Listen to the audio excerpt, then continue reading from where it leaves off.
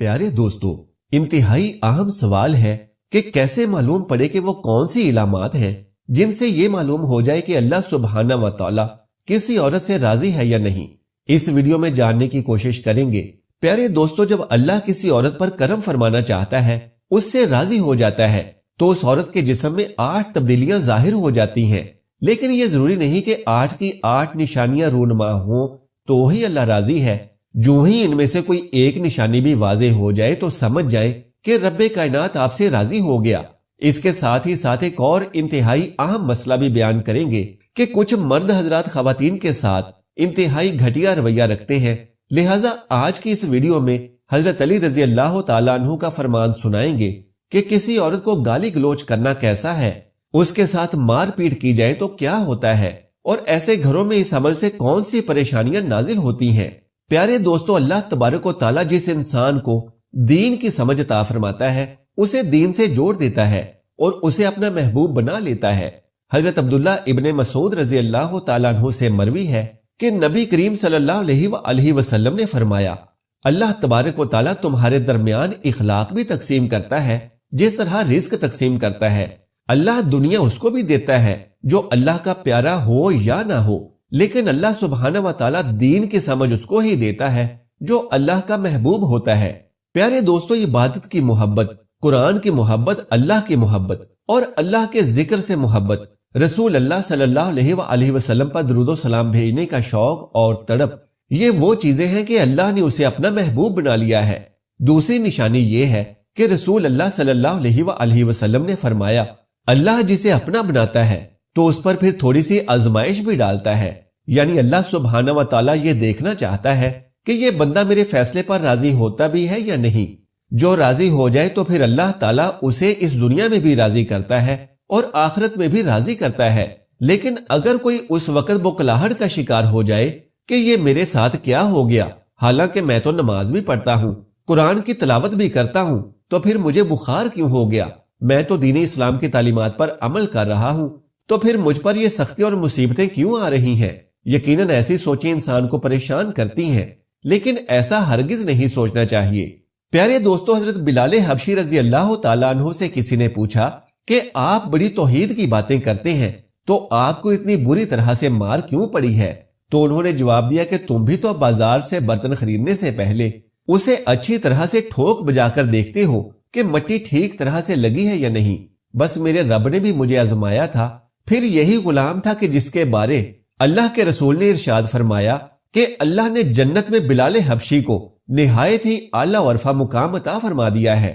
نبی کریم صلی اللہ علیہ وسلم نے فرمایا کہ شب معراج پر جنت میں مجھے اپنے سے آگے آگے قدموں کی آہٹ سنائی دی، تو میں نے جبرائیل علیہ السلام سے پوچھا، یہ کون ہے؟ تو جبرائیل علیہ السلام نے جواب دیا کہ بلال حبشی ہیں۔ نبی کریم صلی اللہ علیہ وسلم جب واپس آ گئے تو بلال رضی اللہ تعالیٰ عنہ سے پوچھا کہ تم ایسا کون سا عمل کرتے ہو کہ جس کے سبب تم جنت میں اس مقام پر ہو؟ تو حضرت بلال نے عرض کیا، یا رسول اللہ، آپ ہی نے تو فرمایا تھا کہ ہر وقت باوضو رہنا چاہیے، تو جب بھی میرا وضو ٹوٹتا ہے تو میں فوراً نیا وضو کر لیتا ہوں، اور جب وضو کرتا ہوں تو ساتھ ہی 2 رکعت نوافل بھی ادا کر لیتا ہوں۔ چلتے زمین پر ہیں اور قدموں کی آہٹ جنت میں سنائی دیتی ہے۔ پس آزمائش کا آنا بھی اللہ تبارک و تعالیٰ کی محبت کی نشانیوں میں سے ایک اہم نشانی ہے، کیونکہ اللہ کے محبوب بندوں پر ہی آزمائشیں آتی ہیں۔ پیارے دوستو، تیسری اور ایک بہت ہی پیاری نشانی یہ ہے کہ اللہ سبحانہ و تعالیٰ جب بھی کسی انسان سے محبت کرتے ہیں تو اس کے اندر ایک انتہائی خوبصورت تبدیلی رونما ہو جاتی ہے۔ حدیث میں آتا ہے کہ اللہ تبارک و تعالیٰ جب کسی انسان سے محبت کرتا ہے تو حضرت جبرائیل علیہ السلام کو حکم فرماتا ہے کہ آسمان میں اعلان کر دو کہ میں اپنے فلاں بندے سے محبت کرتا ہوں۔ حضرت جبرائیل علیہ السلام آسمان کے اربوں خربوں فرشتوں میں اعلان فرما دیتے ہیں کہ اللہ اپنے فلاں بندے سے محبت کرتا ہے۔ لہٰذا حضرت جبرائیل علیہ السلام، آسمان کے تمام فرشتے اور تمام نورانی مخلوقات اس سے محبت کرنے لگتے ہیں۔ پھر ایک فرشتہ دنیا میں آتا ہے اور زمین والوں میں اعلان کرتا ہے کہ فلاں شخص اللہ کا محبوب ہے۔ حضرت جبرائیل علیہ السلام اور آسمانوں کی تمام نوری مخلوقات اس سے محبت کرتی ہیں، لہٰذا تم بھی اس سے محبت کرو۔ اس طرح سے دنیا والوں کے دلوں میں بھی اللہ سبحانہ و تعالیٰ اپنے اس محبوب بندے کی محبت ڈال دیتا ہے۔ لہٰذا ہمیں دنیا میں ایسے کام ضرور کرنے چاہیے کہ جن کے کرنے سے اللہ سبحانہ و تعالی ہم سے راضی ہو جائے۔ پیارے دوستو، حضرت عبداللہ ابن عباس رضی اللہ تعالیٰ عنہ فرماتے ہیں کہ جب نیکیاں قبول ہو جاتی ہیں تو انسان کے جسم میں یہ 5 نشانیاں ظاہر ہو جاتی ہیں۔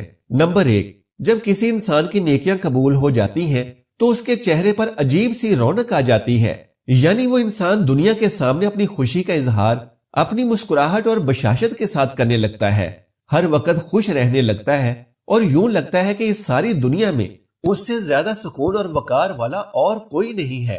نمبر 2، اس کا دل روشن ہو جاتا ہے کیونکہ اسے اللہ سبحانہ و تعالیٰ کے وعدوں پر یقین آ جاتا ہے، لہٰذا اس کے پاس کچھ ہو یا نہ ہو لیکن اس کے دل میں اتنی خوشی ہوتی ہے کہ اس کو کوئی پرواہ ہی نہیں ہوتی۔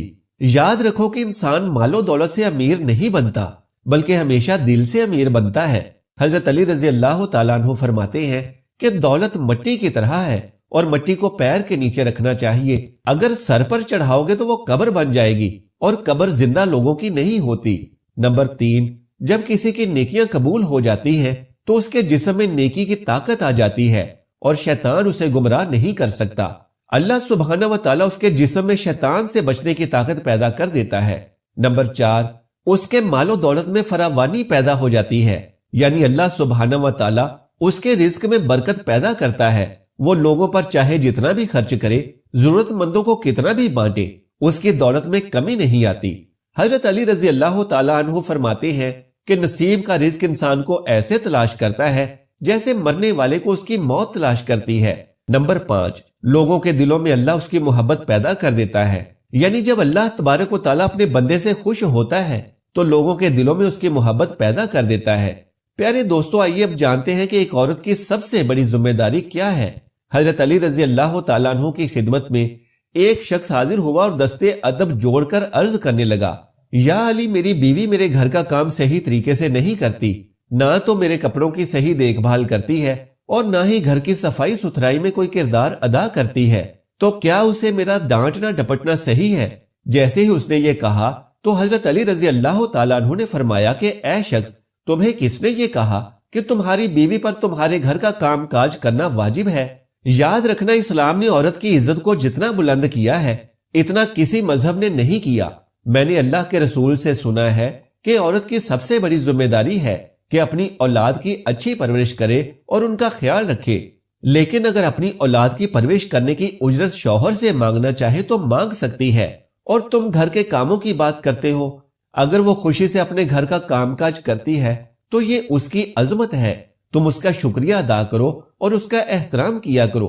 پیارے دوستو، حضرت علی رضی اللہ تعالیٰ عنہ نے فرمایا کہ میں نے اللہ کے رسول سے سنا ہے کہ جس وقت عورت اپنے گھر کا کام کاج کرتی ہے اس وقت اللہ سبحانہ و تعالیٰ فرشتوں کو زمین پر بھیجتے ہیں اور کہتے ہیں کہ جب تک یہ عورت اپنے گھر کا کام کاج کرتی رہے اس کے لیے عبادت لکھتے رہو، اور وہ وقت جو عورت اپنے گھر کے کاموں میں لگاتی ہے اس کی عبادت میں شامل ہو جاتا ہے۔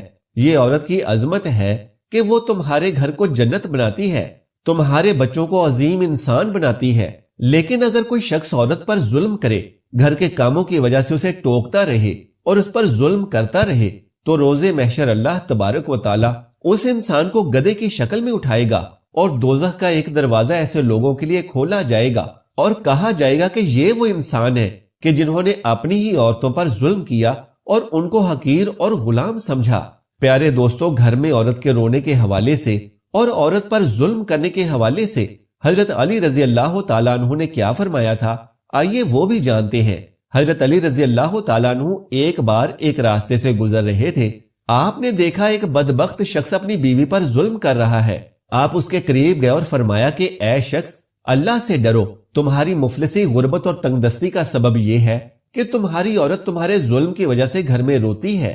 میں نے اللہ کے رسول صلی اللہ علیہ وآلہ وسلم سے سنا ہے کہ جس گھر میں عورتیں روتی ہیں اس گھر میں اللہ کی رحمت کے فرشتے نہیں آتے اور یوں وہ پریشانی اور مفلسی میں گرفتار ہو جاتے ہیں۔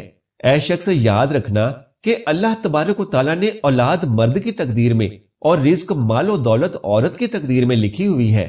اگر تم یہ چاہتے ہو کہ تمہارے رزق میں فراوانی ہو اور دولت، عزت اور شہرت دن بدن بڑھتی چلی جائے تو اپنے گھر میں اپنی عورتوں کا خیال رکھو اور انہیں خوش رکھو۔ اللہ کے فضل و کرم سے تم دولت، شہرت، عزت اور مال میں فراوانی پاؤ گے۔ پیارے دوستو، اسی طرح کا ایک اور واقعہ بھی ہے کہ ایک مرتبہ حضرت علی رضی اللہ تعالیٰ عنہ ایک راستے سے گزر رہے تھے کہ آپ نے دیکھا کہ ایک شخص اپنی عورت پر ظلم کر رہا ہے اور اس کی بے دریغ توہین کر رہا ہے۔ حضرت علی رضی اللہ تعالیٰ عنہ اس کے قریب گئے اور فرمانے لگے کہ اے شخص، یاد رکھنا، اللہ نے مرد کو عورت سے زیادہ طاقتور اس لیے بنایا ہے کہ وہ عورت کی حفاظت کر سکے، نہ کہ عورت پر ظلم کرے۔ میں نے رسول پاک صلی اللہ علیہ وآلہ وسلم سے سنا ہے کہ جو شخص اپنی عورت پر ظلم کرتا ہے تو اللہ سبحانہ و تعالیٰ اس پر لعنت بھیجتا ہے۔ اس شخص نے کہا کہ یا علی، یہ میرے نکاح میں ہے، میں اس کو جو بھی بات کہتا ہوں یہ نہیں مانتی۔ تب حضرت علی رضی اللہ تعالیٰ عنہ نے فرمایا کہ نکاح کا مطلب یہ ہرگز نہیں کہ تم نے اپنے لیے ایک غلام خریدا ہے، بلکہ نکاح کا مطلب یہ ہے کہ تم نے اپنی نسل بڑھانے کے لیے اس عورت سے مدد طلب کی ہے اور تم نے اپنی اولاد کی اچھی تربیت کے لیے اس عورت کو چنا ہے۔ اے شخص، یاد رکھنا، جس سے مدد لی جائے اسے غلام نہیں سمجھتے، اور جو تمہاری اولاد کو پروان چڑھائے اسے حقیر نہیں سمجھتے، بلکہ تمہیں تو اس کا شکر گزار ہونا چاہیے۔ یاد رکھنا کہ عورت پر ظلم کرنے کا مطلب ہے اولاد کی بغاوت، کیونکہ آنے والے وقت میں تمہیں جو بھی اولاد اس عورت سے نصیب ہوگی تو اس کے دل میں تمہارے لیے بغاوت ہی بغاوت ہوگی۔ جب اولاد بڑی ہو جاتی ہے اور اپنی ماں پر ظلم ہوتے ہوئے دیکھتی ہے تو اس کے دل میں تمہارے لیے نفرت ہی پیدا ہوگی۔ اس لیے جتنا ممکن ہو سکے اپنی بیوی کے ساتھ اچھا سلوک کرو اور اسے خوش رکھنے کی کوشش کرو۔ اللہ تبارک و تعالیٰ سے دعا ہے کہ ہم سب کو نیکی کی بات سننے، سمجھنے اور اس پر عمل کرنے کی طاقت و توفیق مرحمت فرمائے۔ میرا سنانا اور آپ کا سننا قبول و منظور فرمائے، آمین یا رب العالمین۔ پیارے دوستو، اگر میری آج کی یہ معلوماتی ویڈیو آپ کو پسند آ جائے تو براہ کرم اس کو لائک اور شیئر کر دیجئے اور میرے اسلامی و اصلاحی چینل کو سبسکرائب کر لیجئے۔ جزاک اللہ خیرن کثیرا۔ اللہ ہم سب کا حامی و ناصر ہو۔